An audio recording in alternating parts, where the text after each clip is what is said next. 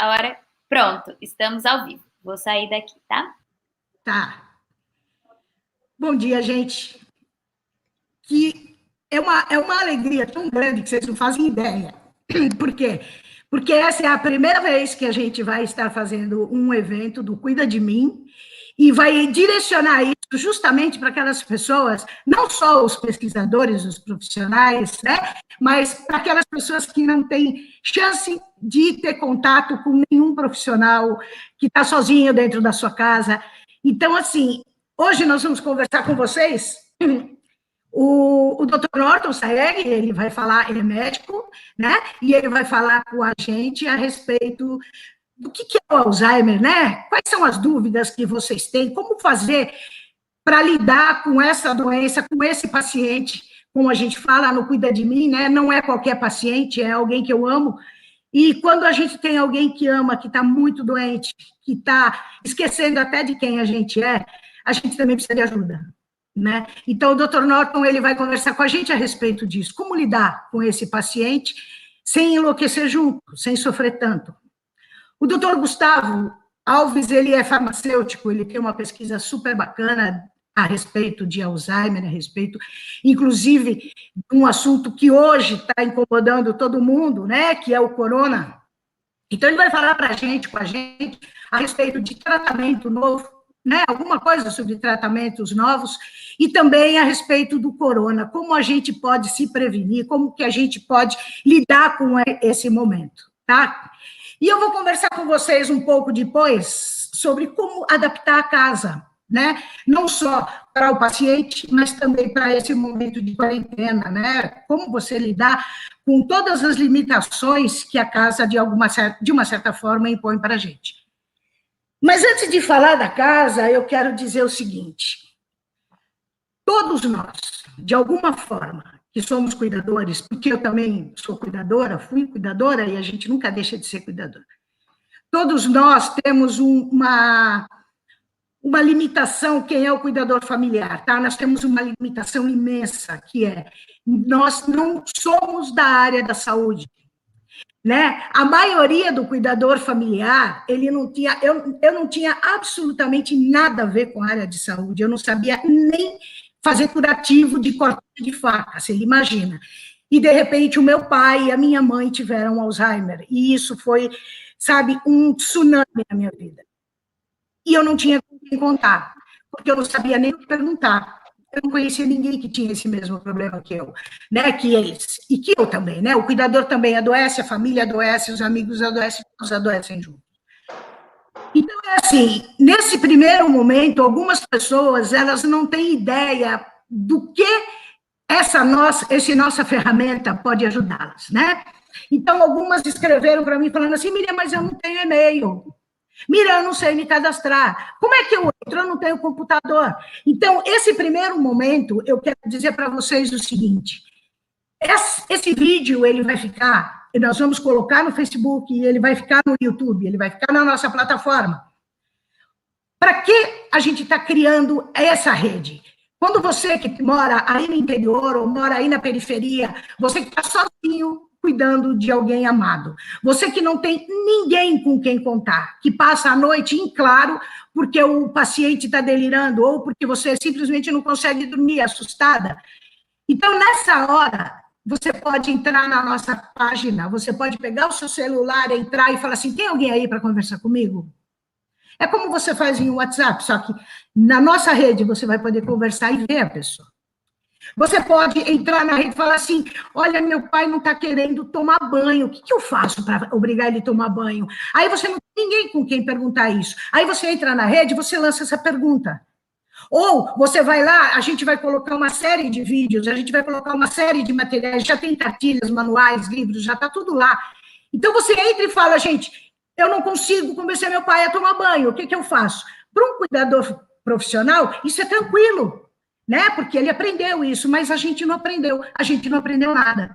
Então, a função da nossa rede, né, da Rede Cuida de Mim, é principalmente: esta vai ser a nossa sala de visitas, vai ser o nosso consultório, aqui vai ser a casa onde a nossa família vai se reunir.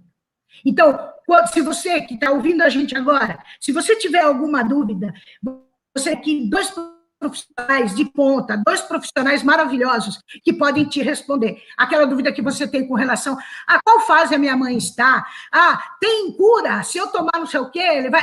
Gente, aproveitem, e nós vamos fazer vários desses eventos, todos os sábados, às 11 horas, nós vamos estar aqui com profissionais, com 3 profissionais, que vão falar cada um do seu tema, mas eles vêm aqui para ajudar vocês, para dar um leve nessa carga, porque é muito pesada. E como a gente diz, né, desde que começou o Cuida de Mim, sabe? Você não está sozinho. Agora a gente está junto. Eu queria pedir para o doutor Norton agora dar um panorama do que ele vai falar com a gente. Quem já tiver perguntas, entra e a Paola vai mandando as perguntas para a gente. Vocês podem fazer perguntas direto, online, enquanto a gente conversa. Doutor Norton, muito obrigada pela presença. É uma honra e uma alegria ter o senhor aqui. Por favor. Bem, inicialmente eu queria cumprimentar a Miriam pela excelente iniciativa de fazer essa plataforma. Cumprimentar também meu amigo Gustavo, pesquisador, cientista, reconhecido nacional e mundialmente pela sua competência nessa área que nós vamos nos ater, que é esta verdadeira outra epidemia, que é a doença de Alzheimer. Nós estamos vivendo uma epidemia no Brasil. Para vocês terem uma ideia da importância em termos demográficos e epidemiológicos dessa doença, nós estimamos que portadores de doença de Alzheimer no Brasil hoje gira em torno de 1.200.000 pessoas.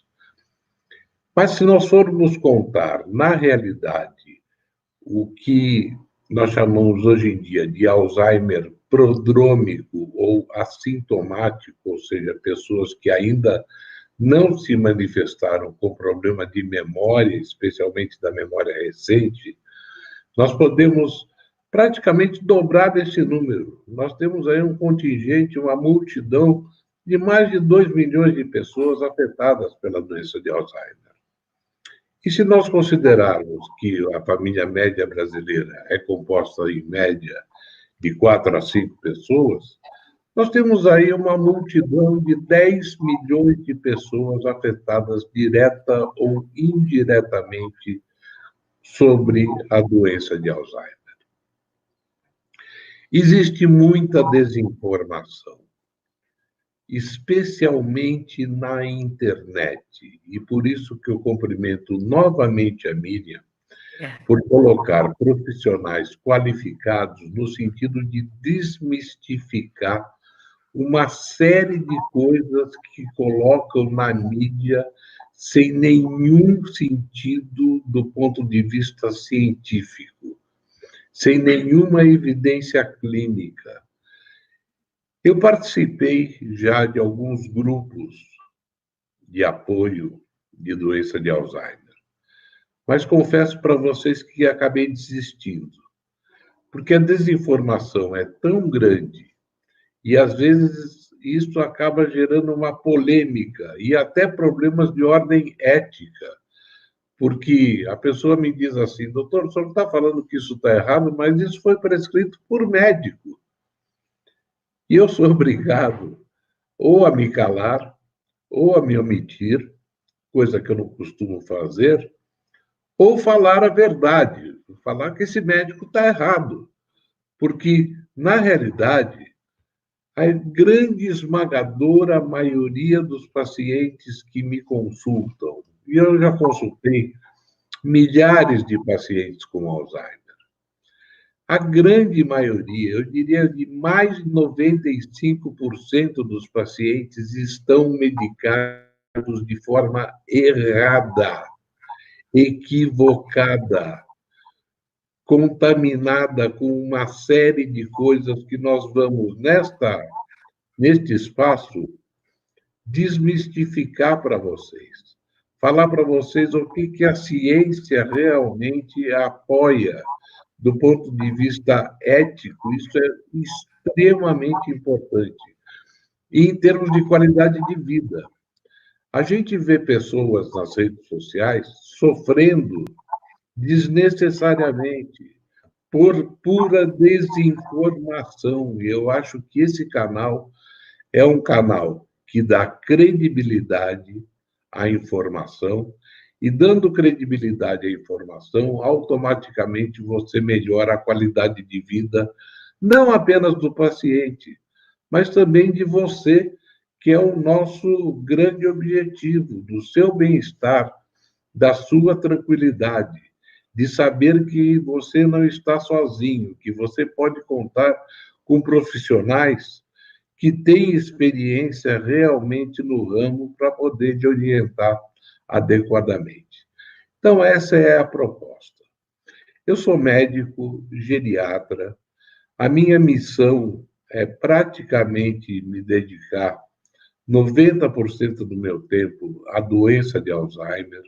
Sou pesquisador, cientista nesse ramo e trabalho nesse ramo há mais de 30 anos, que com uma experiência acumulada muito grande, que eu não aprendi sozinho, eu aprendi com vocês. Foram os cuidadores que acabaram me mostrando o que dava certo ou o que dava errado. E a gente propaga esse tipo de informação no sentido de melhorar a qualidade de vida, como eu disse, não apenas do portador, mas também de seus familiares. A doença de Alzheimer se caracteriza por perda de neurônio, erroneamente conhecida pela população como esclerose. Vovô está ficando esclerosado. Não existe nada de esclerose. Não tem relação nenhuma com parte circulatória. Que quando você fala em esclerose, isso te remete a uma outra doença que é a demência vascular, que eu tenho certeza que nós vamos ter um espaço aí adequado para poder estar discutindo também sobre essa outra forma de demência. Então, ela não tem cura, mas tem tratamento. E eu vou exemplificar para vocês, no decorrer do programa, no decorrer do nosso espaço, quais são os passos que nós devemos dar para estar na estrada certa. E isso é muito importante. Quando nós vamos fazer uma viagem de carro, por exemplo, vai acontecer muita coisa. O pneu vai furar, vai ter que parar para tomar um café, vai ter que parar para ir no banheiro, mas isso tudo é decorrência da viagem. O importante é saber que nós estamos na estrada certa para chegar no lugar que nós queremos. E é isso que nós vamos tentar propor neste espaço para vocês, em termos de credibilidade, de informação correta. E me desculpem os médicos mal informados, mas se estiver errado, eu vou falar. A minha ética é com os meus pacientes e essa é a minha missão. Eu fundei a Associação Brasileira de Alzheimer, que era uma associação para ser gerida por familiares, e assim o é hoje em dia. É uma associação também muito atuante, mas que faz a parte mais presencial, com reuniões periódicas, hoje em dia espalhadas nas grandes cidades do Brasil. E eu tenho muito orgulho de ter tido essa iniciativa, que hoje em dia é uma realidade. Dizer para vocês que nós estamos à disposição, não apenas aqui, nesses espaços, que são os espaços nobres de divulgação, mas estaremos na retaguarda, assessorando a Miriam no que ela precisar, no sentido de estar orientando vocês a terem uma vida melhor, uma qualidade de vida melhor nesses tempos difíceis que estamos vivendo. Muito obrigado. Muito obrigada, Gustavo.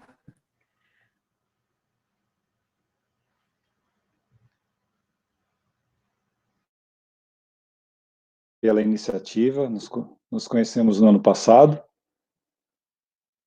Me ouve? Está me ouvindo, Miriam? Agora estou. Tá.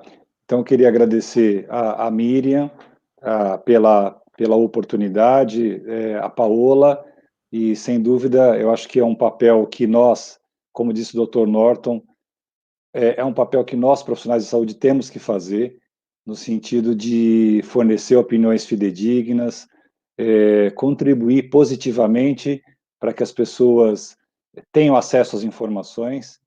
Eu acho que a sua iniciativa ela é fundamental em um mundo onde, dentre as várias epidemias, talvez a pior, ou uma das que mais tem nos feito sofrer, é a epidemia da informação errada, a informação desconectada, a falsa informação, o que a gente chama de fake news, né? É um imenso privilégio estar ao lado do Dr. Norton, conheci ele ano passado, é uma pessoa que eu tenho uma estima muito grande, principalmente pelo conhecimento e por ter sido um pioneiro, né, nisso que a gente hoje tem se voltado à pesquisa, tem se voltado ao estudo, que são as demências e especificamente a doença de Alzheimer, principalmente quando se fala aqui no Brasil, né? A gente está discutindo muito o envelhecimento, que é um contexto que há 15, 20 anos atrás a gente não discutia. Essa bomba relógio chamada envelhecimento, ela veio à tona principalmente por questões econômicas, onde os governos, onde os sistemas de saúde se deram conta da importância e do impacto que isso provoca, tanto no aspecto da sociedade como um todo, no convívio, mas também, principalmente na parte econômica, que acho que aí é que tem afetado bastante.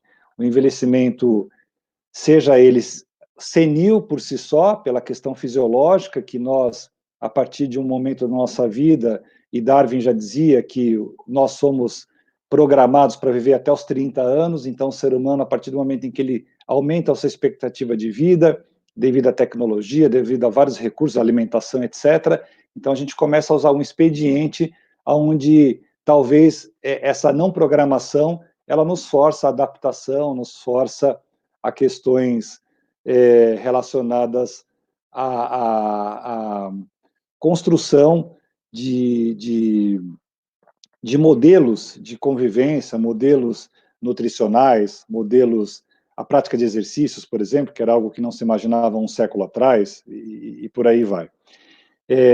Vivemos uma pandemia, mas uma pandemia que afeta principalmente os idosos? Sim, e que a partir dos 80 anos vai afetar de 15% a 20% dos idosos, são as estatísticas que estão saindo, mas que podem ter mudanças até bruscas, porque é o novo coronavírus, não é o velho coronavírus, então são informações que vão toda hora se atualizando, mas lembrar que a doença de Alzheimer, a partir dos 80 anos, ela pode afetar até 50% da população idosa. Então, os números da doença de Alzheimer são incríveis. Na última conferência que eu estive, agora no ano passado, da Associação de Alzheimer lá em Los Angeles, se fala que nos Estados Unidos hoje você tem um diagnóstico a cada 67 segundos. Então, os números são incríveis. O Dr. Norton trouxe uma informação importante. No Brasil, 1.200.000 idosos. E qual a quantidade desses idosos que não têm o diagnóstico correto, como ele afirmou também. E aí, eticamente, a gente tem que colocar, e ele com muito mais propriedade, por ser geriatra e por ser médico, quantos que não são tratados como se tivessem Alzheimer, né? Quero dizer que uma outra coisa que tem trazido muito à tona, e que tem vindo à tona, é a questão das comorbidades.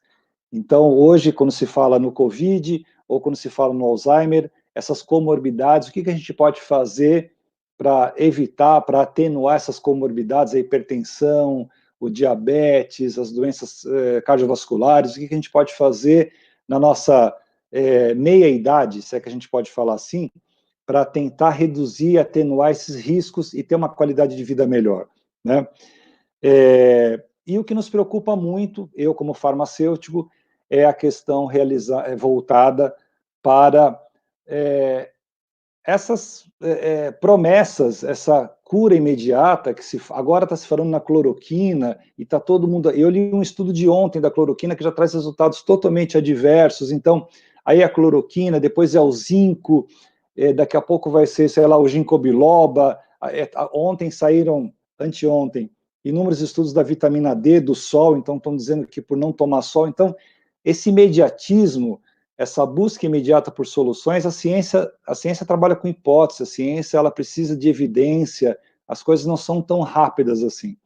Então, espero, nesse tempo nosso de convívio aqui, poder contribuir com informações, com aquilo que a gente estuda um pouco. Eu sou farmacêutico, atuei por quase 25 anos na área hospitalar e, nos últimos 13 anos, voltado para a área de pesquisa com Alzheimer e envelhecimento, e então é isso, contribuir com todos aqui para a discussão. Muito obrigado. Perfeito, obrigada, Gustavo. Então, como eu estava dizendo, né, eu sou arquiteta e aí eu gostaria de dar algumas ideias para vocês com relação à adaptação da casa, né?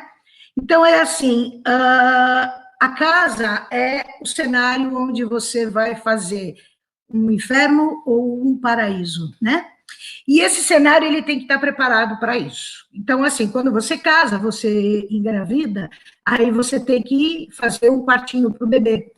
Aí você tem que adaptar a casa quando a criança vai crescendo. Então, tem o quarto de brinquedo, tem o quarto para estudar. Aí ele cresce, aí ele vai ter um quarto porque ele quer ficar sozinho escutando música. Aí ele vai embora, aí o quarto que era dele, você passa para ser o teu escritório, tua sala de costura, ou seja lá o que for. Ou seja, a casa sempre vai ser o cenário que tem que acompanhar a sua história. Quando a gente tem um idoso, a casa já tem que tomar um outro jeito, né, para poder acolher. A casa é o que nos acolhe, né, é o que nos abriga e permite que a gente desenvolva o nosso sonho, que a gente corra atrás. Então, assim, algumas pessoas moram em pequenos apartamentos do lado do metrô, porque elas querem ter essa facilidade de mobilidade, outros vão morar num sítio no meio do mato, porque eles querem plantar. Então, assim, cada um escolhe um pedaço de chão, um pedaço desse planeta, para correr atrás do seu sonho, ou para adequar o seu sonho a esse mundo, ou a esse pequeno espaço de tempo em que a gente veio para cá e daqui a pouco a gente está indo, né? Então, é assim, quando você tem uma pessoa idosa, você já tem que tomar alguns cuidados. Por exemplo, tapetes, né? Tirem os tapetes. Por quê? Porque o idoso, ele tem mais dificuldade de locomoção, então ele arrasta o pé. Se você tiver tapete, muito provavelmente ele vai tropeçar e ele vai cair. Eu não sei a estatística da área de saúde, mas o número de idosos, eu sei porque a minha avó quebrou o fêmur, minha mãe levou tombo, meu pai caiu. Então, assim, o número de idosos que vão para o hospital por causa de quedas é muito grande. E uma das formas de você adaptar a sua casa é tirar os tapetes da tua casa. Tira. Ou tem uma outra possibilidade, que tem uma fita em que você coloca atrás do tapete e você gruda ele no chão, tá? Também pode ser. Não deixe passadeira, coisinha de crochê, essas coisinhas, porque fatalmente eles vão cair, tá? Uma outra coisa que é muito séria é a questão das escadas, né? Então, assim, a gente da arquitetura, a gente divide a casa por zona. Então, você tem a zona molhada, a zona íntima, a zona social. Então, assim, na área molhada, vamos falar da área molhada, na cozinha, a cozinha é uma área extremamente perigosa para quem tem um paciente com Alzheimer. Por quê? Porque lá você tem tudo que você precisa para se matar ou para matar alguém, né? Então, vamos lá. Minha mãe tinha um fogão que não estava bom e eu comprei um fogão para ela, né? Quando o fogão chegou, o meu pai, no dia em que eles instalaram o fogão, à noite o meu pai foi para a cozinha, ele acendeu todas as bocas do fogão com o tampo de vidro abaixado. O tampo estourou. Ele ficou extremamente assustado, ele não conseguia dormir. Minha mãe, na época, eles moravam juntos, né? Meu pai tinha uma cuidadora e a minha mãe. Então, quando ele ouviu o barulho, ele ficou extremamente assustado, ele ficou agressivo e não tinha o que fazer para acalmá-lo. Então, assim, na cozinha, você guarde facas. Eles não têm noção do que é aquilo. Eu já entrei no quarto. Meu pai, um dia eu chego na casa deles, meu pai estava dentro do quarto segurando um revólver carregado. Ele olhava para o revólver assim, e o pai, o que é isso? Ele, o que é isso? Eu falei, não, pai, põe na cama. você passa por umas situações que você não tem perna, você não tem sangue frio, você não tem o que fazer. Então, assim, a faca é a mesma coisa. Não que eles vão te matar, mas eles vão se cortar, eles podem cair, eles podem se machucar e machucar alguém. Então, escondam as facas e os garfos, não deixe à disposição. Quando você terminou de cozinhar, desliga o botijão de gás. Não deixa o botijão de gás ligado. Por quê? Porque eles vão acender o fogo. Minha mãe quase pôs fogo na casa. Ela foi lá, colocou um pouco de leite para ferver e foi dormir. Aí a vizinha viu uma fumaceira danada, tiveram que pular portão, arrebentar a porta, porque e a casa ia pegar fogo. Então, assim, desliga o botijão de gás, tá? O meu pai tinha uma mania, né, mania, nem sei como na medicina chama isso, mas a gente chama de mania, de delírio. Ele ficava sentado no vaso sanitário e abria a torneira e ficava olhando a torneira. E aí um dia eu cheguei e falei, pai, o que você está fazendo? Ele falou, olha que interessante, quando eu viro isso, sai água. Então, assim, a minha mãe não entendia porque a conta d'água estava alta, a minha mãe não entendia porque o banheiro estava sempre inundado. Então, gente, são coisas que a gente pode falar para uma pessoa idosa que não tem Alzheimer, ela fala, não, isso, imagina, não vai fazer isso. Mas vai. Outra coisa, muito cuidado, não deixe que você tenha um trinco no banheiro. Não deixe esse trinco funcionar para fechar pelo lado de dentro. Eles não podem ficar trancados do lado de dentro do banheiro. Então, se precisar, vai com uma chave de fenda, porque antigamente tinha chave, agora não tem. Vai com uma chave de fenda e tira o trinco. Tá? Não tem problema. Ele vai fechar só com a maçaneta, mas ele não vai se trancar lá dentro. Muito cuidado com box de vidro. Não deixe ele sozinho dentro do banheiro com um box de vidro, porque ele cai. Se ele cair e bater no box, tem no vidro, mas é vidro blindado. Não, se vidro blindado tem se você fizer uma força em um lugar específico, ele estoura inteiro. Não deixe tapete no banheiro. Aqueles tapetinhos, não. Eles têm que tomar banho, ou tomar banho de chinelo, ou você põe uma cadeira. Enquanto eles têm mobilidade, você não precisa colocar uma cadeira de banho. Você pode colocar uma cadeira comum, só que pesada, não aquelas de plástico, que não tem o travamento. Quando você usa a cadeira no banheiro, você tem que ver essas de plástico, né, de fibra, se ela tem o travamento nas pernas da cadeira. Tem cadeira que não tem. Então, se ele sentar, de repente, a perna abre e ele quebra. E ela quebra e ele cai, e ele se machuca. É muito perigoso o tombo para eles, entendeu? Aí, saindo da área molhada, a gente tem a sala. A sala tem algumas coisas que são extremamente perigosas. Por exemplo, a mesa de centro, se ela tiver canto vivo, ele pode se machucar. Tampo de vidro, e não coloque tampo de vidro em nada. Por quê? Porque ele pode se apoiar nele, ele não tem noção se é vidro, se é madeira. Ele pode se apoiar nele e o vidro estourar e ele pode se cortar. Uma coisa que é muito séria, que aconteceu com meu pai, veja bem, gente, eu nunca estudei para ser cuidadora, tudo que eu aprendi, tudo que eu falo foi o que eu vivi. O meu pai, uma noite, ele teve um surto, e ele saiu do quarto e foi para a sala. A luzinha vermelha da televisão estava acesa, estava em stand-by. Ele achou que estava pegando fogo. Então, o que ele fez? Ele arrancou, era aquelas televisões de 29 polegadas pesadas, ele arrancou a televisão e jogou no meio da sala. Aí ele achou que já estava tudo pegando fogo, ele destruiu a sala inteira, ele arrancou a porta de armário, ele derrubou tudo. Então, assim, poderia ter sido pior? Poderia, ele poderia ter cortado o fio e levado um choque. Então, tudo que você tiver em tomada, tira da tomada. Não deixa nada em tomada, principalmente em banheiro. É muito perigoso você ter uma tomada ligada, por exemplo, no secador, ou no barbeador, ou em qualquer produto elétrico. Se ele romper esse fio, e ele molhar esse fio, a água é condutora, ele vai levar um choque, e a gente não sabe o tamanho que vai ficar isso. Todos os pequenos acidentes que são provocados em uma casa, né, por causa da casa, eles assumem uma dimensão infinitamente maior quando se é com um paciente com Alzheimer. Eles se assustam. Eles têm um medo absurdo de tudo. À noite, deixa uma luzinha acesa. Final de tarde, acende a luz, existe aquela síndrome do pôr do sol.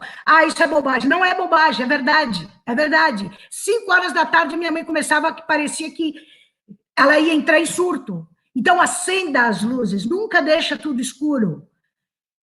E agora, e aí uma última dica, gente, eu acho que isso é fundamental. Esconda a chave da tua porta da saída.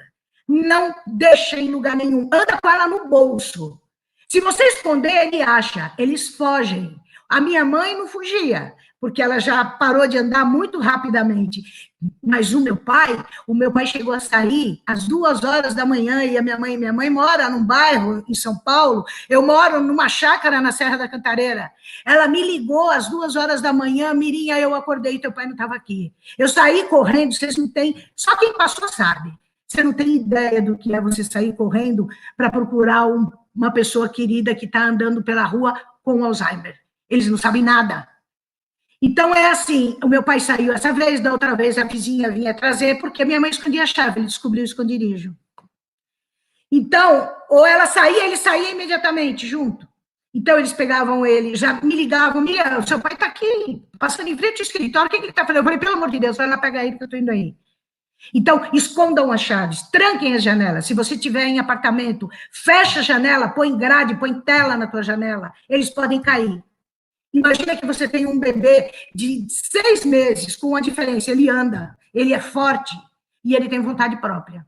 Então, toma cuidado, gente, toma cuidado. A casa pode ser uma ferramenta maravilhosa para você ter paz, mas ela pode ser uma arma perigosíssima para todo mundo, inclusive, principalmente para o paciente, né? Ô, Miriam. Oi. E falando, quando você fala nas quedas, você foi brilhante, você disse da escada, você falou do tapete, tem a questão do animal de pequeno porte, que muitas vezes o idoso tem muitas complicações. E eu chamo a atenção para medicamentos que causam quedas. O idoso, ele faz uso, a gente chama de polifarmácia, ele faz uso de vários medicamentos simultaneamente, ele tem comorbidades, ele tem diabetes, inevitavelmente ele vai ter uma cardiopatia, uma hipertensão, ele vai ter a necessidade de tomar algum medicamento, talvez para uma demência, para Parkinson, Alzheimer, etc. E existem medicamentos que, obviamente, que ele não vai poder deixar de tomar, mas requerem cuidados. Então, exemplo, aquele antihipertensivo que ele toma, o diurético, que causa o que a gente chama de hipotensão ortostática, quando ele está sentado e levanta abruptamente, ele perde o eixo extrapiramidal, ele fica bambo e ele pode cair. O idoso que toma um antidepressivo, aqueles da família dos tricíclicos, anticolinérgicos, amitriptilina, antidepressiva, quase que a maioria, provoca também alteração do eixo. O remédio para diabetes, quando ele toma um remédio para diabetes, normalmente ele vai ter um estado de leve hipoglicemia, porque o remédio começa a fazer efeito, mesmo a insulina, então dá aquela bambeada, como a gente fala. Então, os remédios que são benéficos, não vai deixar de parar o remédio, de tomar o remédio, mas precisa ter cuidado. Aí você vai lembrar do cuidador, que às vezes é a esposa, o marido, a filha, quem está ali junto, ou o próprio cuidador profissional, porque ele vai correr risco de queda devido ao remédio que ele toma, também. Pode ter tudo arquitetonicamente perfeito, como você falou, mas o remédio pode ser o causador também. Então, temos que ter atenção com o medicamento, o tipo de medicamento que ele utiliza. Eu queria chamar atenção para isso. Eu não sabia disso. Doutor Norton? Está sem som, doutor Norton. Paula. Aí, pode falar. Eu queria aproveitar a deixa do Gustavo, que é muito bem lembrado, e nós vamos falar muito disso, de medicamentos que aumentam o risco de queda em idosos, mas não esquecer uma coisa simples, que é esconder os medicamentos dos pacientes portadores de Alzheimer.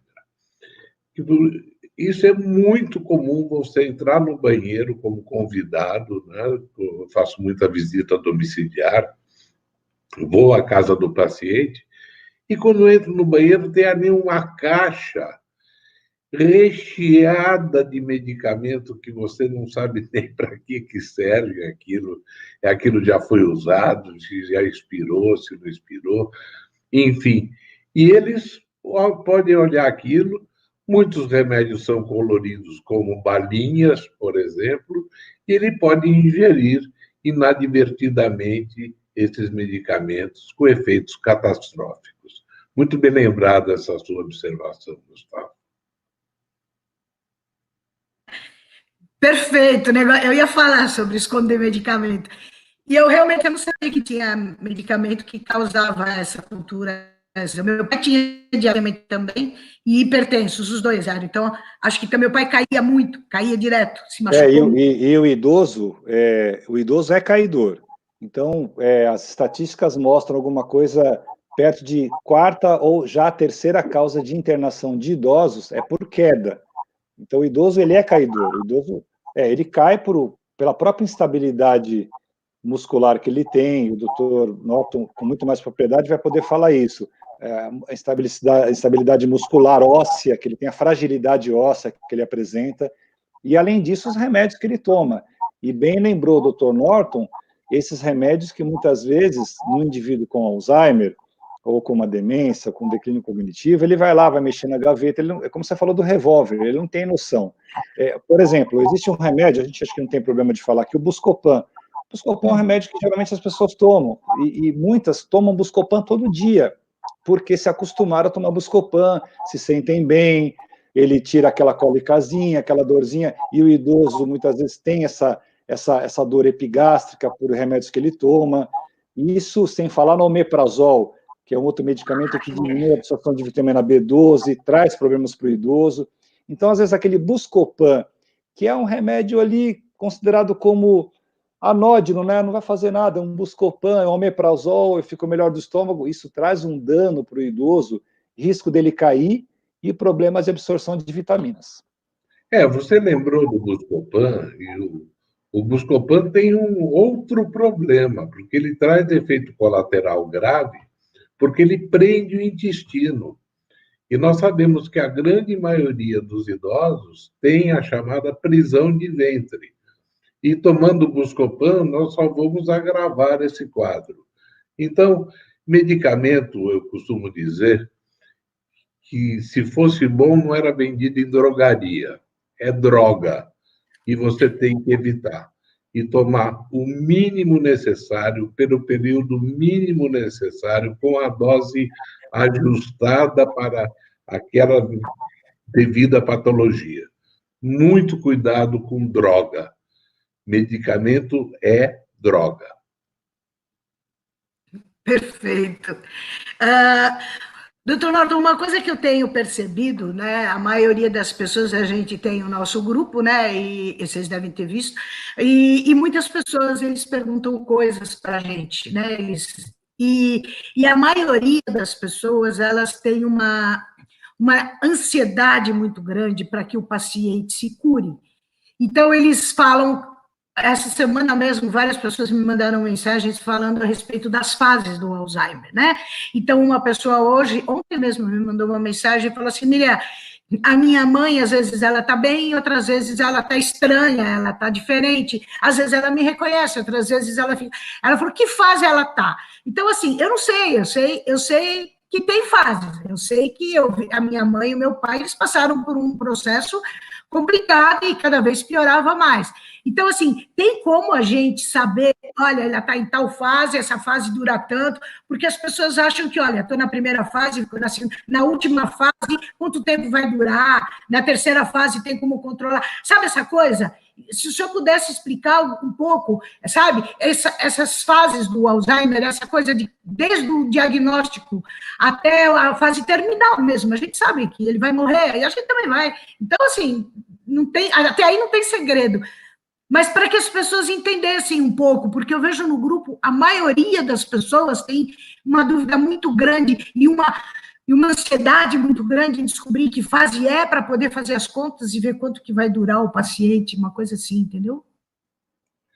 Essa é uma pergunta muito difícil de responder em 5 minutos. Eu vou tentar fazer um resumo. Até porque as pessoas são diferentes. A doença de Alzheimer não é uma doença que tem uma evolução igual para todos os indivíduos. Ela varia demais, ela é extremamente heterogênea em termos de sintoma. Mas vamos lá. Podemos falar que na fase inicial é aquela fase mais difícil de fazer diagnóstico, quando nós não sabemos diferenciar se isso é normal para a idade ou se isso já é um começo da doença. Como é que nós temos como determinar se isso é normal ou isso é só efeito do envelhecimento ou se isso é já começo da doença de Alzheimer? Eu diria o seguinte: primeiro, perda de memória não é normal em idade nenhuma.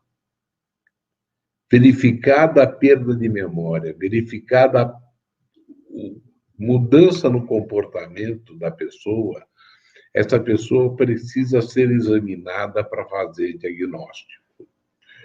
Por exemplo, nas fases mais iniciais, uma coisa que você citou, Miriam, que é muito comum, é a dona de casa esquecer a comida no fogo. Especialmente o feijão. Eu não sei porquê, mas é interessante como se queima feijão. Fala, ih, doutor, toda semana ela deixa queimar feijão. Ela vai lá, liga a panela, tá, não sei o quê, vira as costas e esquece que deixou ligado. Ser repetitivo. Ela te faz uma pergunta, se ela tem, por exemplo, horário no médico amanhã, ela vai te perguntar que horário é a consulta, e daqui 5 minutos ela vai esquecer que te perguntou, vai te perguntar isso novamente. Perguntar que horas são. Isso é muito comum nas fases iniciais.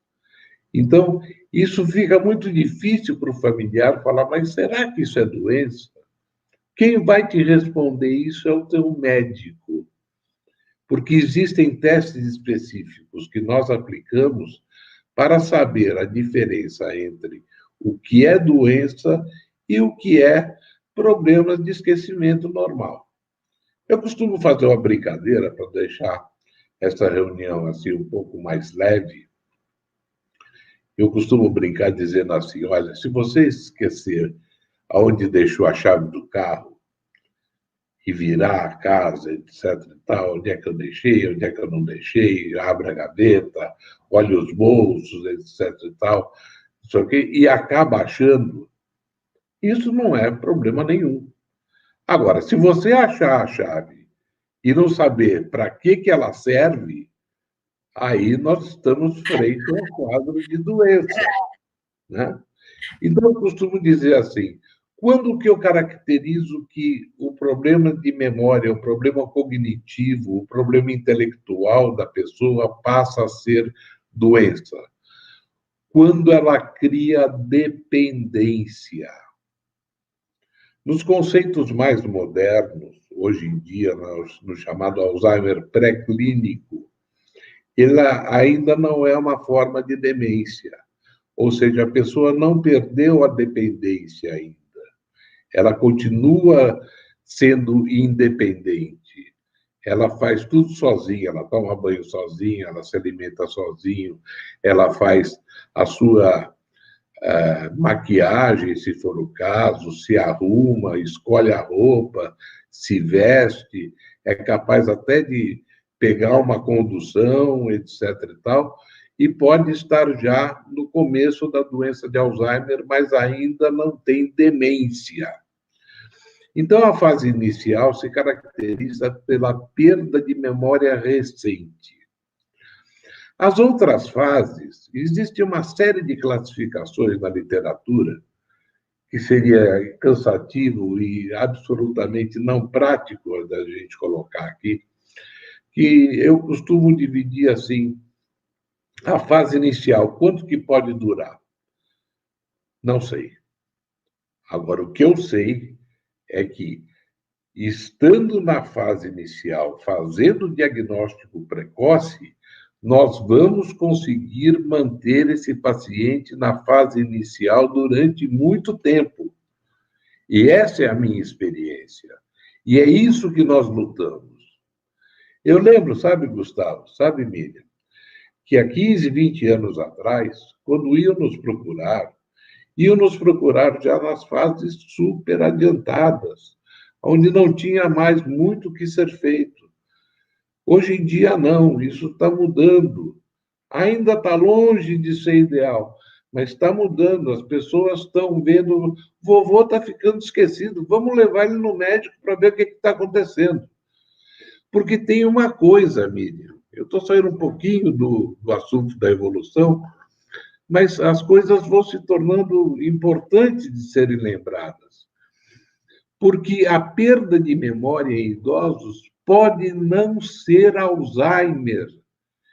E melhor a notícia, pode ser reversível.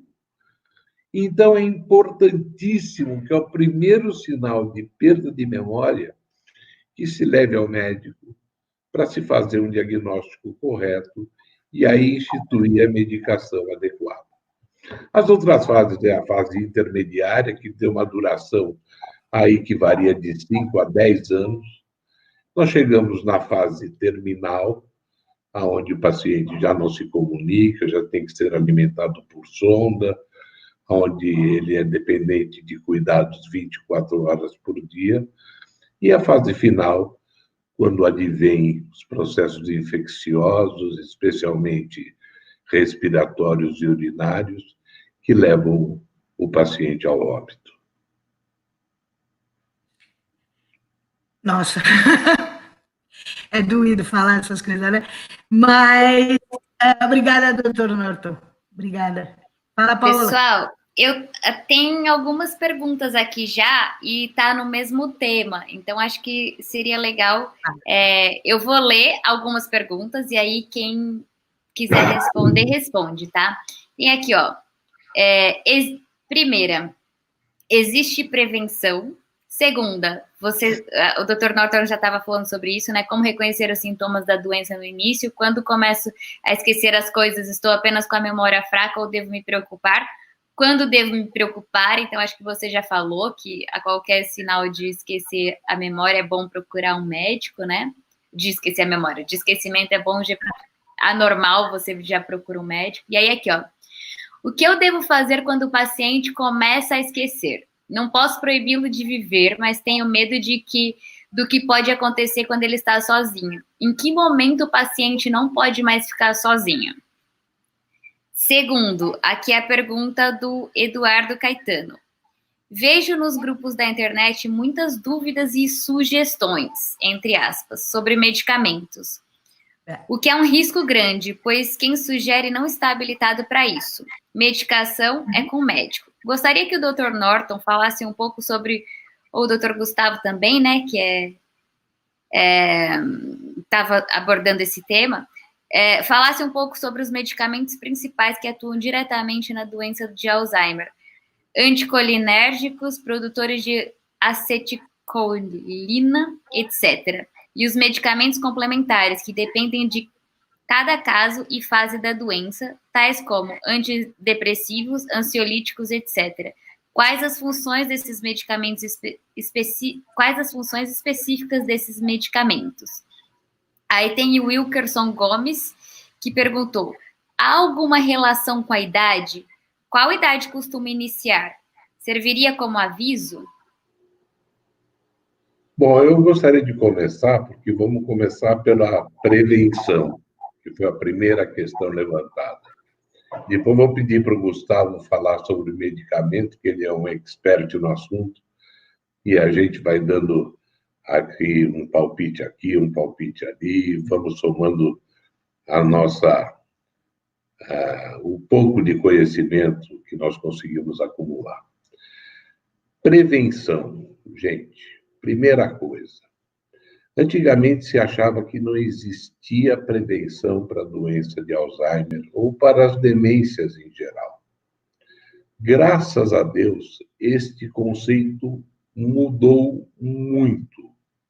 Hoje em dia nós sabemos que existem estatísticas, números assim, meio chutados, de que 50% das demências poderiam ser evitadas, das demências, eu não estou falando de Alzheimer, hein? Das demências em geral, que existem mais de 100 tipos de demência, que poderiam ser evitadas simplesmente adotando hábitos saudáveis e atividade física. Porém, falando em Alzheimer especificamente, que é o nosso tema, atividade física é fundamental. A Miriam falou que o pai dela, ou os idosos em geral, costumam arrastar os pés. E isso é uma grande verdade. Só que a doença de Alzheimer não acomete o paciente na parte motora, pelo menos nas fases iniciais, só nas fases mais adiantadas da doença. Por isso que é importante, desde logo, que se pratique uma atividade física ou que se lance mão de fisioterapia.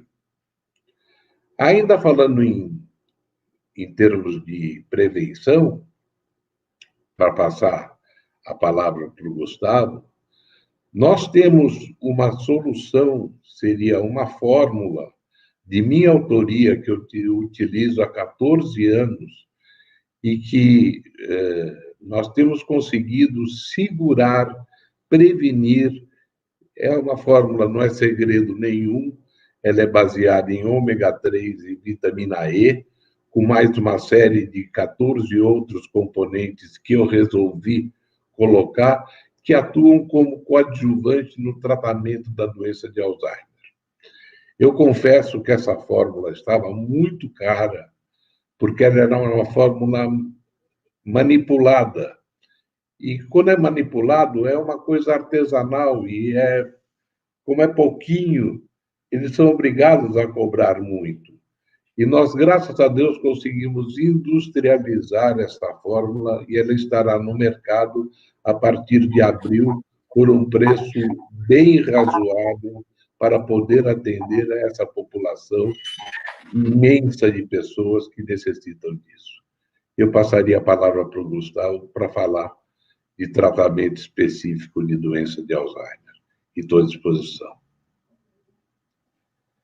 Bem, como disse o Dr. Norton, essa questão da prevenção, realmente, hoje a gente sabe de alguns recursos e ele nos passou aí quais são os artifícios que podem ser usados. Eu sempre gosto de falar da atividade física, porque quando se falava em atividade física lá nos anos 70, quando se propagava a ideia de que a atividade física ela tinha um princípio muito voltado ao nosso layout, a barriga tanquinho, ou uma condição estética.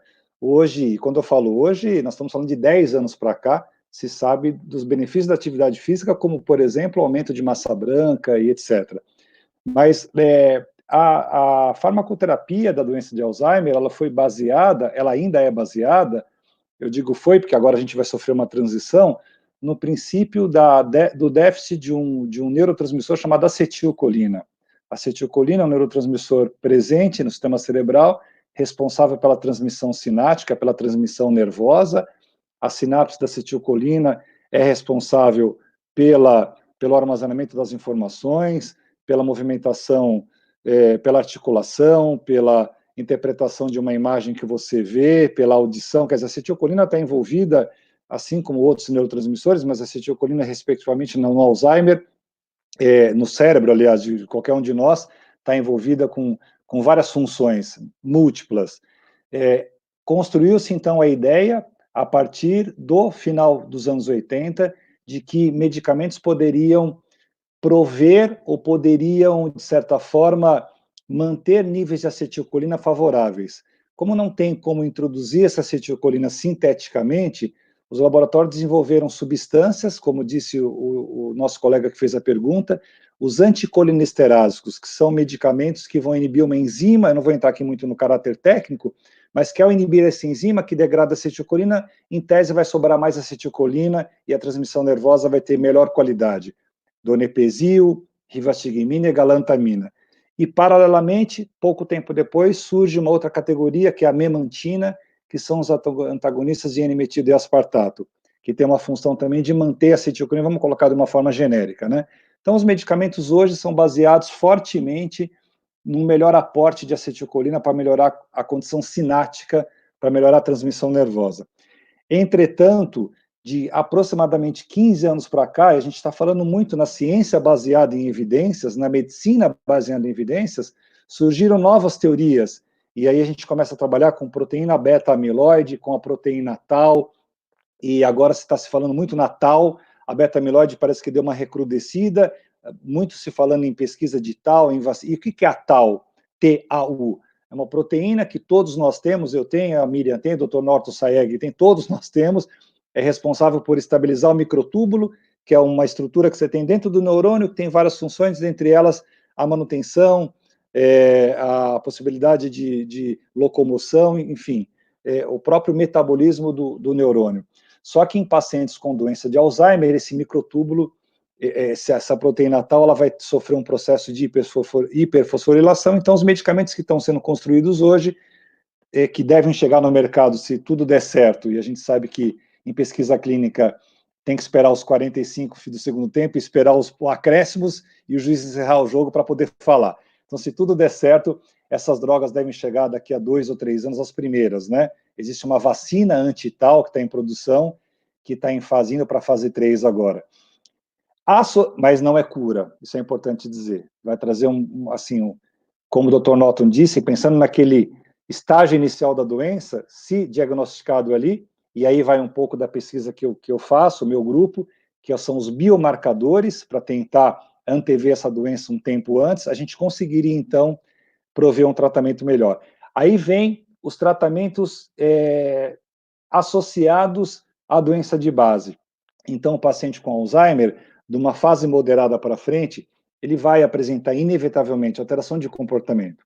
E aí vai ser necessário o médico, em alguns casos, prescrever desde um estabilizador do humor, talvez um antidepressivo, talvez um antipsicótico, porque ele pode ter surtos muito parecidos com um paciente esquizofrênico, talvez um medicamento para ele dormir, para ele ter um sono mais tranquilo, e pode variar muito a quantidade desses medicamentos. Tem pacientes que, estabilizados, vão fazer uso de um antidepressivo, tem outros que vão fazer uso de antidepressivo, antipsicótico, um calmante, um estabilizador do humor. Então, existem várias, e ao passar do tempo, as reações adversas dos medicamentos atuais para Alzheimer, esses anticolinestéricos, podem trazer alguns danos, como a constipação, a alteração do peso, a dor epigástrica, e aí vai ser necessário o médico lançar a mão de outros medicamentos para contrabalancear essas reações adversas. Então, em tese, por causa de 1 ou 2 medicamentos, esse paciente vai tomar 10, vai ter que tomar uma vitamina, porque ele vai perder peso,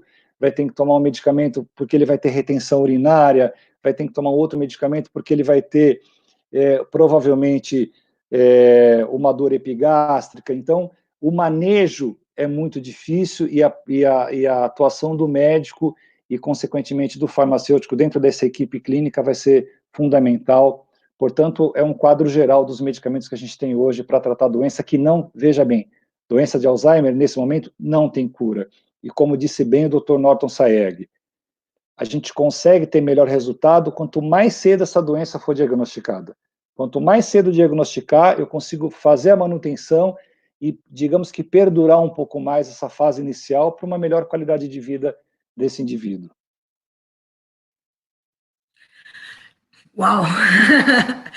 A gente ouve essas coisas, a gente fica uma mistura de desânimo com uma esperancinha, né? 2 anos, 3 anos é difícil para caramba para as pessoas esperarem. Eu gostaria que o Dr. Norton e também o Gustavo, eles esclarecessem algumas coisas que são muito recorrentes, né? E como que a gente pode ajudar esses nossos cuidadores. A grande maioria dos cuidadores, né? Isso eu me incluo, né? Não na depressão, mas eu pirei, fiquei doida de pedra, eles desenvolvem depressão, pânico. E durante o tratamento, a gente já teve no grupo pessoas que falaram que se eu tivesse coragem eu me matava. Outros me mandam mensagens, né, dizendo que não vê a hora de morrer, porque quer morrer. Então, assim, teria alguma coisa que poderia ser feita para o cuidador, para evitar que quando esse paciente morra, ele não consiga mais rever a vida dele. A maioria sai do mercado de trabalho, não tem condições de voltar, eles não têm, depois a gente vai fazer outros vídeos, outras com o pessoal de direito, o pessoal, né, da área jurídica, mas assim, a questão do cuidador, eu acho que é fundamental, como que a medicina, como que a indústria farmacêutica pode ajudar o cuidador a não acabar com a vida dele depois que acaba esse inferno do Alzheimer. Como que ele faz para se prevenir contra a depressão, contra o pânico, Eu tenho dor no ombro desde que eu cuidava da minha mãe. Então, assim, não é só a dor no ombro, a dor nas costas, acordar assustado, mas, assim, a gente fica um trapo, né? Então, existe alguma fórmula ou algum jeito para que essas pessoas consigam se escapar da depressão, do pânico, das dores, do medo? Olha, um assunto é um outro assunto aí que levaria um seminário inteiro para a gente estar discutindo. Mas, enfim, eu gostaria de apontar um lado do que acontece muito com o cuidador, especialmente aquele que não é cuidador profissional, é o familiar, que é a grande maioria. Pouca gente pode pagar um cuidador hoje em dia, a gente sabe disso. É a falta de um porto seguro. Quando você sabe que se acontecer alguma coisa com o seu paciente, com o seu ente querido, você tem um telefone para se socorrer com uma informação correta, eu acho que isso é metade do caminho, Miriam. A desinformação, que a pessoa se sente perdida, isolada, por isso que dá desespero mesmo. Isso não é síndrome do pânico, isso é pânico realmente, porque você não sabe o que fazer. Meu pai está passando mal, meu Deus do céu, o que eu faço agora? Levo no pronto-socorro? Ligo para onde? Ligo para quem? Falo com quem? Por isso que, infelizmente, eu só atendo pacientes particulares. Eu não atendo plano de saúde, porque eu acho aviltante a questão do plano de saúde para médicos. Mas, enfim, isso é um outro assunto. E eu sei que nem todo mundo pode pagar minha consulta. Porém, aqueles que podem pagar a minha consulta, eles têm assistência 24 horas por dia. Eu dou o telefone da minha casa, sim.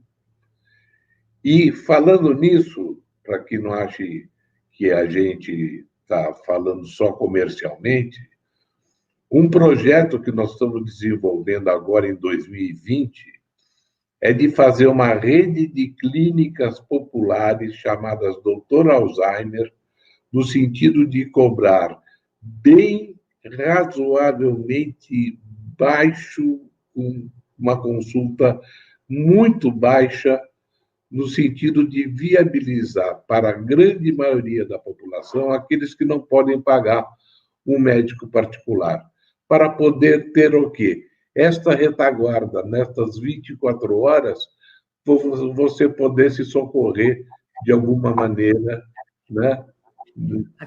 Dando oportunidade para a população de baixa renda. Gustavo?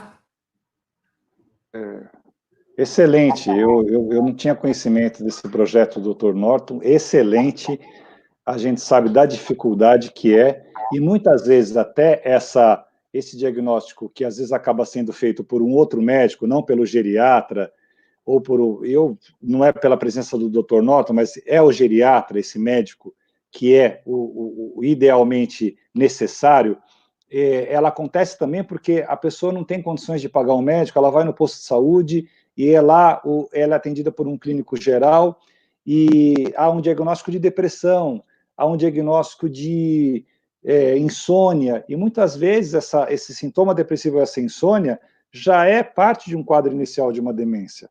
E bem disse o Dr. Norton, a gente fala de Alzheimer, porque Alzheimer corresponde aí a alguma coisa perto de 65%, mas nós temos Lewy, nós temos vascular, frontotemporal, nós temos Huntington, Pick, tem tantas outras demências, Parkinson, embora Parkinson não tenha esse declínio cognitivo tão acentuado, mas é importante sim lembrar que essa precariedade, e a gente não está aqui para passar o pires, nem para passar o pano, e nem tampouco para deixar de fazer as críticas, mas o serviço de saúde, a saúde pública brasileira, ela não está preparada para atender o idoso. Hoje, os grandes centros que atendem o idoso são privados. Eu fiz, há 3 anos atrás, uma consultoria para uma empresa americana que montou aqui as ILPIs, e eu não vou citar o nome aqui, não vou fazer propaganda de graça, mas está estourando aí de vender, de colocar idosos nessas instituições de longa permanência, justamente porque a gente tem uma precariedade, salvo alguns municípios, alguns locais no Brasil, a gente não tem onde acomodar os idosos. E a hora que a gente acordar para isso, vai ser muito tarde, porque é onde que as pessoas de baixa renda vão deixar o seu pai, a sua mãe, ou elas mesmas, porque a bomba relógio é 2050, onde você vai ter exatamente 21% da população mundial idosa. 1/5 da população mundial em 2050 vai ser idosa. Nós, em outubro do ano passado, foi a primeira vez na história, esses dados que a gente dá são dados da literatura, em outubro do ano passado, foi a primeira vez na história do mundo, desde que se contabiliza isso, que o número de idosos ultrapassou o número de crianças de 0 a 4 anos. Olha a quantidade de idosos. Então, essa bomba relógio, esse projeto do Dr. Norton, vai poder atender a parte dessa população que não tem aonde ser atendida, não tem um profissional, porque quanto custa hoje uma consulta médica? E você tem que ter, do outro lado, a valorização, até porque não é uma consulta que eu vou cobrar R$100 só para falar que prescrevi lá um remédio para Alzheimer, vai para casa e qualquer coisa. Não é assim. Então, isso é fundamental, esse conceito, essa conscientização, né, das autoridades com relação a esse público, o público idoso, e depois vem Alzheimer, Parkinson e as outras morbidades. Perfeito. Paula? Oi, a gente está tendo só mais 20 minutos, estamos chegando. Passa muito rápido, né? A gente fala 1h30, parece muito tempo, mas passa muito rápido. Então, assim, tem mais algumas perguntas aqui, e eu queria que vocês respondessem e já dessem uma mensagem final para isso. A gente pode, inclusive, definir um tema para a próxima semana, né? A gente vai fazer esses webinars semanalmente, e eu acho que vocês já podem definir o tema da próxima semana, porque, assim, ficou muita coisa para falar, parecia muito tempo, mas voou, né? Então, eu vou ler as perguntas aqui, e aí vocês podem responder as perguntas, já deixar uma mensagem final e já sugerir o próximo tema. A gente já define. Bom, a Andréa Salles está dizendo aqui que dói na alma, né? Dói mesmo. A Alzira Bombonato está perguntando se a gente pode relacionar o fim da fase 1 quando a pessoa deixa de sofrer por estar esquecendo das coisas. E o Marcos Martins está falando assim: gostaria de saber se já existe uma comprovação científica da hereditariedade do Alzheimer, e se sim, como explicar o aumento de casos, como dito pelo Dr. Gustavo. Podemos incluir questões ambientais, incluindo nutricionais e ritmos de vida que desencadeiam a ativação de um possível agente responsável? Aí tem o Sérgio Ferrari, parabéns, Dr. Norton, suas ações são ações desse tipo que realmente ajudam muitas pessoas desesperadas por uma solução plausível.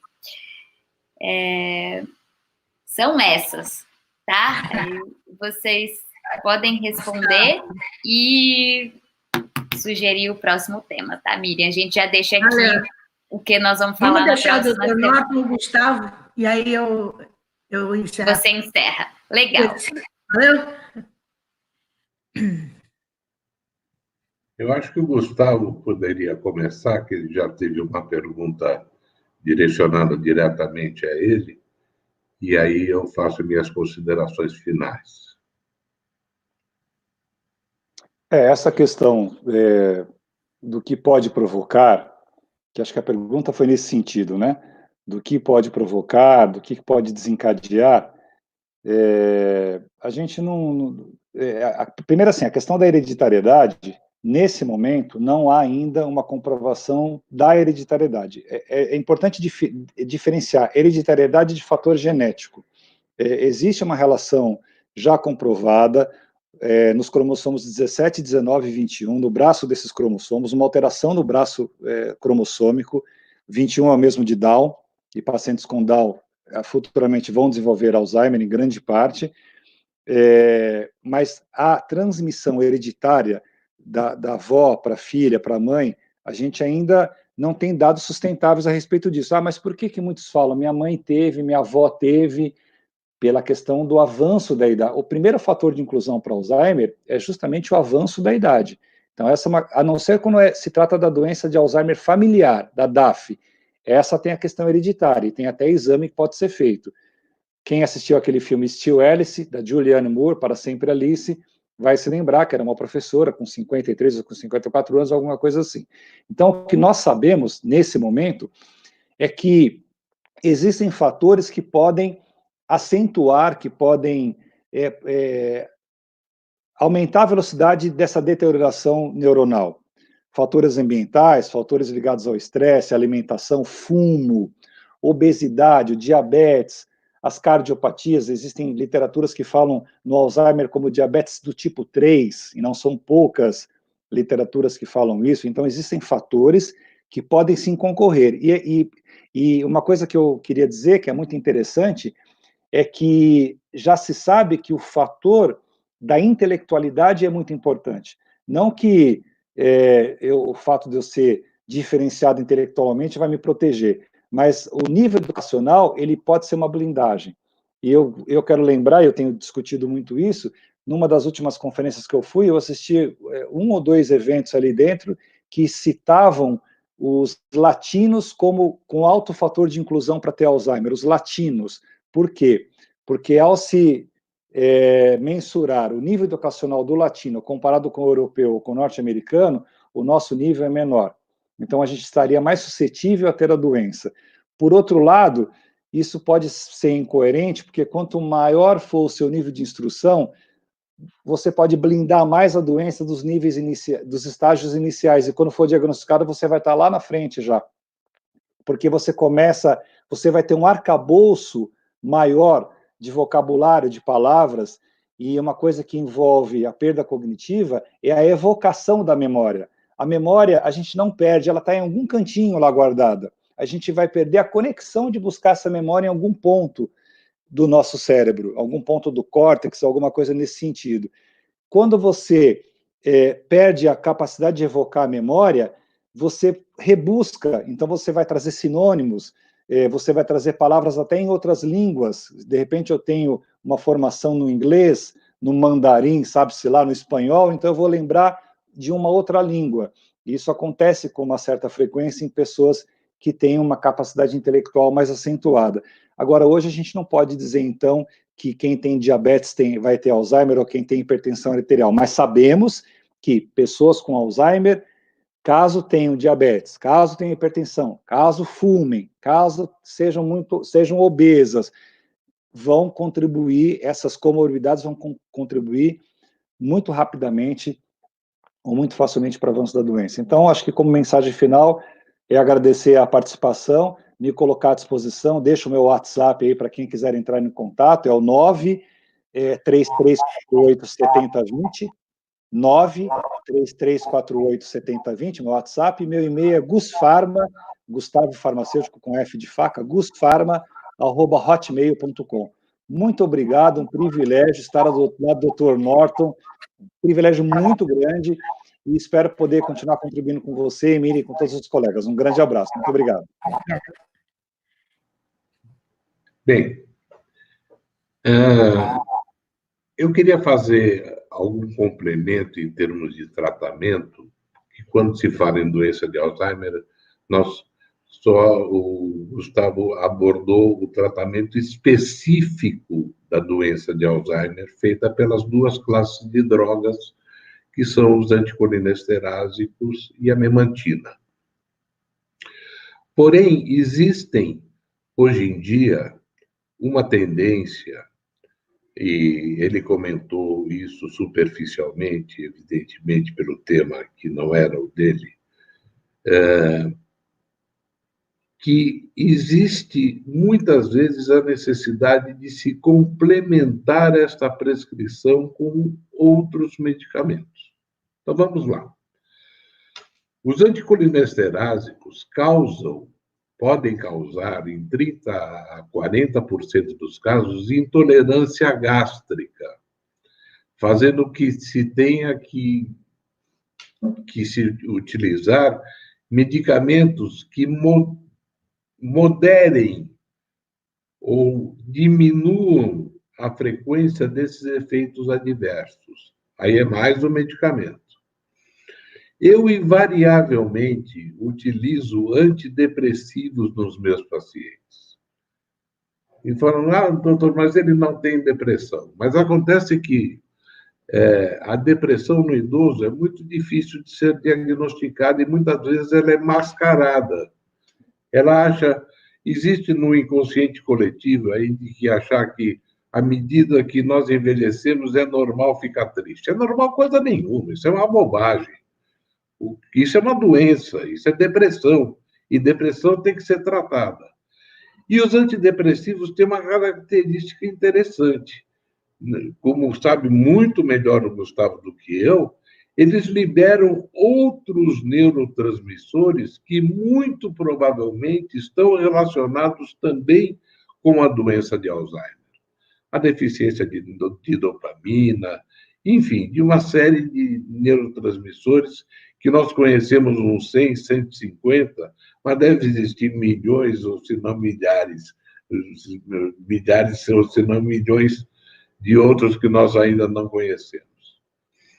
E eu tenho, muito recentemente, Gustavo e Miriam, colocado um antiagregante plaquetário associado ao meu tratamento.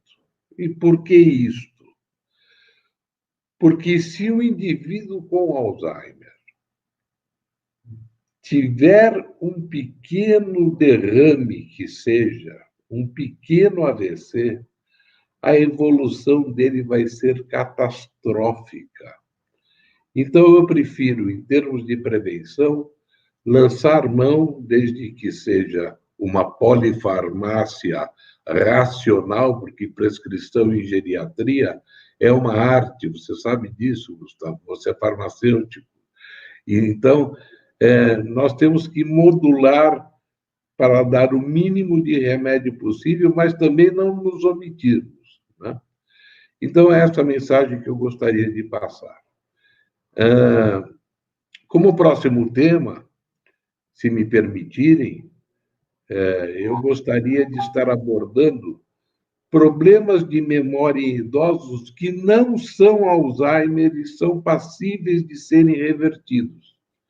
E depois nós vamos ter muito tempo para discutir a questão do Alzheimer mais profundamente.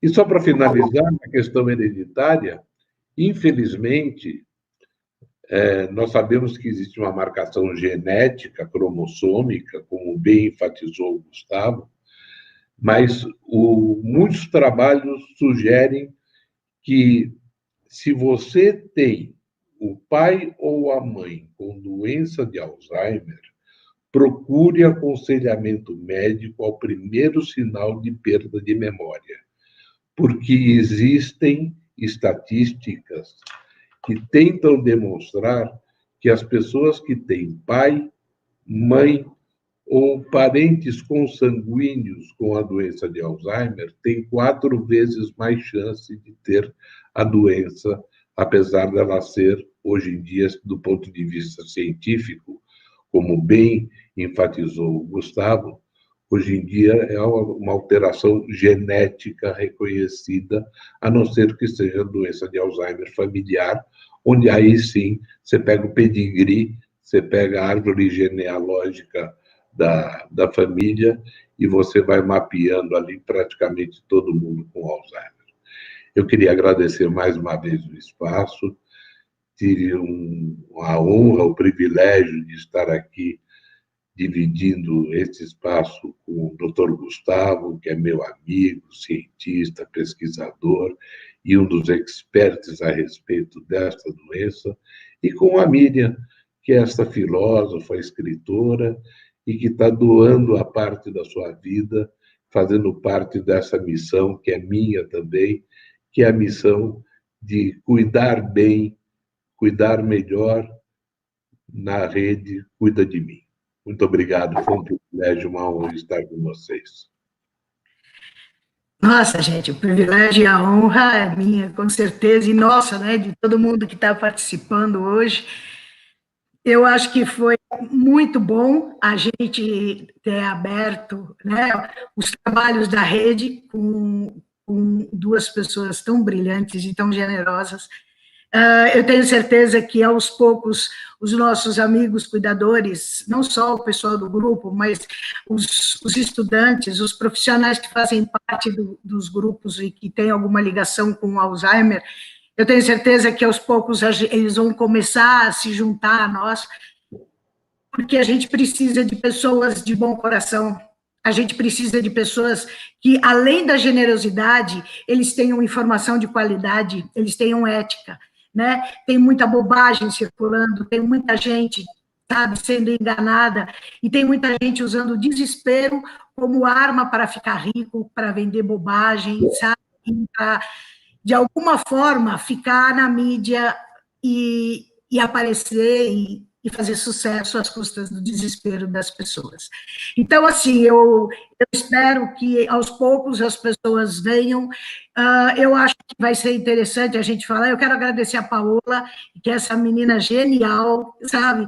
Que ela tem que ter uma paciência de Jó, porque até eu entender onde eu tenho que clicar para entrar aqui é um parto. Mas eu acho que a gente tem todas as possibilidades, todas as oportunidades do mundo para ser aquela companheira, aquela família que o Dr. Norton falou, né? Que as pessoas se sentem sozinhas e não têm um porto seguro. Eu acho que, de alguma forma, a nossa rede vai ser esse porto seguro. E eu acho interessante também que, além dos encontros, né, a gente possa contar não só com os dois, mas com outros profissionais, que eles tenham disponibilidade para fazer vídeos, né? Então, aí a gente posta, vai colocar na rede vários vídeos com temas específicos, né? Então, se o Gustavo puder falar a respeito da pesquisa dele, se o Dr. Norton puder gravar um vídeo, né, falar com a sua filha, para ela, que ela também entende, porque eu também não entendo, para os profissionais que estão ouvindo a gente agora, se vocês têm para oferecer, ofereçam gratuitamente. A gente está numa época onde a solidariedade, a compaixão e o respeito pela vida humana, eles têm que ser colocados em primeiro lugar.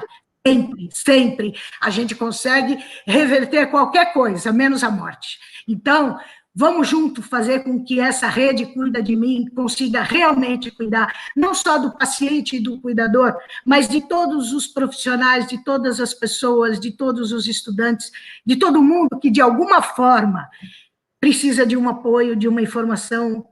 Então, você que é cuidador, entra na nossa rede. Eu vi aqui que tem muita gente que não conseguiu se cadastrar. Eu não sei te ensinar como se cadastrar, mas a Paola vai explicar e a gente vai colocar nos grupos.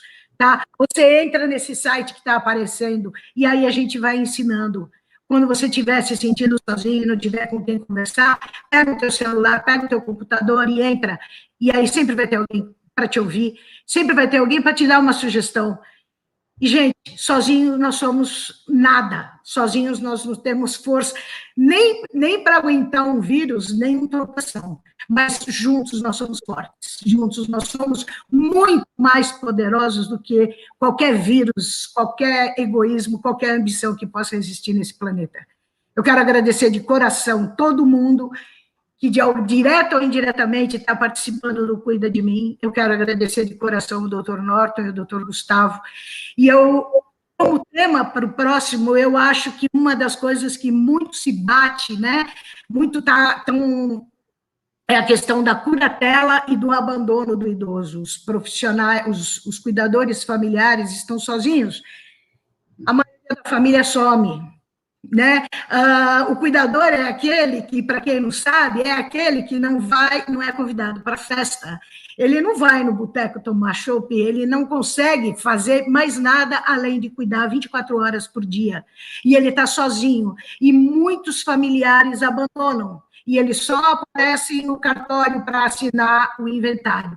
Então, vamos tentar falar com algumas pessoas da área jurídica, né, para que um dos temas, não precisa ser a próxima, não, ou um vídeo, mas que a gente lide com esse tema também, que é o abandono e a questão da curatela. Eu não tenho como dar dica de nada, porque eu não entendo absolutamente nada desse assunto. Mas eu acho que é isso. Obrigada, gente, do fundo do coração. Muito obrigada. Obrigada, pessoal. Lembrando que para participar da rede, esse vídeo, para quem está assistindo no YouTube, para você participar da rede, para poder mandar suas perguntas, www.cuboz.com/cuida de mim. E aí lá você se cadastra e já vai fazer parte dessa rede. Se você tiver perguntas, manda lá na timeline. Não precisa ser só durante as transmissões. Outras pessoas, a gente está convidando profissionais para fazerem parte dessa rede também. Então, eles vão ajudar a responder as perguntas de vocês. A gente está preparando cursos lá no Drive da rede. Tem já livros, apostilas, manuais, cartilhas que vocês já podem fazer o download, tá? E Dr. Norton, Dr. Gustavo vão estar com a gente aqui, espero que sempre, né? Ajudando a gente a responder as dúvidas de vocês, ajudando com as aflições de vocês e outros profissionais também. A gente vai convidar psicólogos também. Então, postem as suas dúvidas e façam as sugestões de temas aqui também para a gente trazer os profissionais e para a gente organizar cursos, debates, livros a respeito do tema que vocês estão pedindo, tá bom? Muito obrigada, Dr. Norton, muito obrigada, Dr. Gustavo, obrigada, Miriam, por me deixar fazer parte disso. E obrigada a todos que estão assistindo e participem da nossa rede. Quanto mais gente, melhor. A gente aqui... Essa rede é para ser um grupo de apoio, um grupo de suporte para os cuidadores, para os pacientes e para os profissionais. Tá bom? Muito obrigada e nos vemos na próxima semana ao vivo e aqui na rede durante 24 horas por dia. Tá bom? Obrigada. Obrigada, pessoal. Tchau, tchau. Tchau, tchau.